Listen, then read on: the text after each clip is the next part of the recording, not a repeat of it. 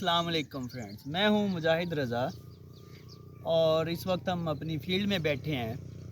तो पिछले चंद दिनों से ये मैं पॉइंट रेज़ कर रहा हूं कि अगर हमारा ज़रई सेक्टर जो है इसको गवर्नमेंट की तरफ से जो है तहफ़्फ़ुज़ ना फराहम किया गया तो ये इंतहाई तबाही के दहाने पर खड़ा है।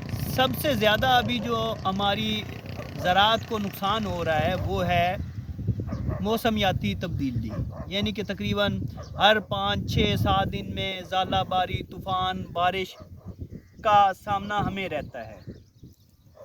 तो हम मुतमिन नहीं है, हम परेशान हैं। हम एक फ़सल काश्त करके भी परेशान ही रहते हैं कि या अल्लाह इसको अपनी हिफ्ज़ व अमान में रखे, लेकिन हमें तिली की 2 से 3 मरतबा काश्त करनी पड़ी है। महंगाई बहुत ज़्यादा है, बारिश की वजह से वो उसकी जर्मिनेशन नहीं हो सकी, डीज़ल महंगा, उसका सीड, हर चीज़ का सीड महंगा है, तो उसके ऊपर जो बिजली के नर्ख बहुत ज़्यादा हैं।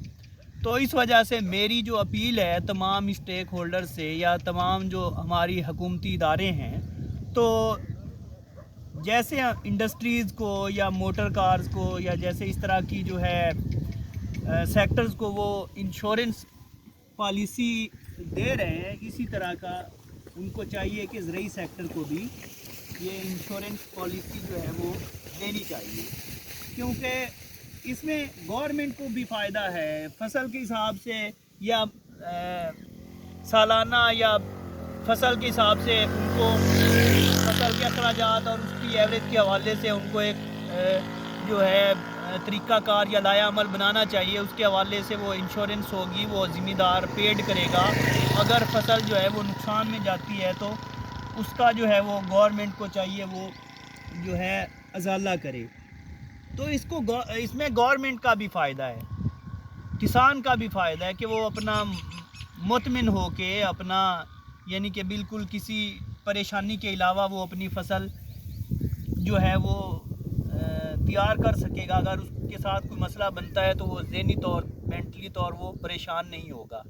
तो अगर हम इस तरह की चीज़ें जो है वो मुतारिफ़ नहीं करवाएंगे तो ये बिल्कुल मौसमियाती तब्दीली ये हमारे ज़रई सेक्टर को खा जाएगा और जो किसान है वो इससे पीछे हट जाएगा, क्योंकि एक फसल दूसरी दफ़ा काश्त करना मुमकिन नहीं है। तो ये मेरी अपील है तमाम स्टेक होल्डर से। ज़रई जो है वो हमारी तंजीमें हैं, ज़राअत के हवाले से जो लोग हुकूमती ऐवानों तक रसाई रखते हैं, उनसे भी अपील है कि इस तरह की जो है कोई ना कोई पॉलिसी ज़रूर लेके आएँ जिससे किसान जो है वो अपनी ज़राअत को बचा सके।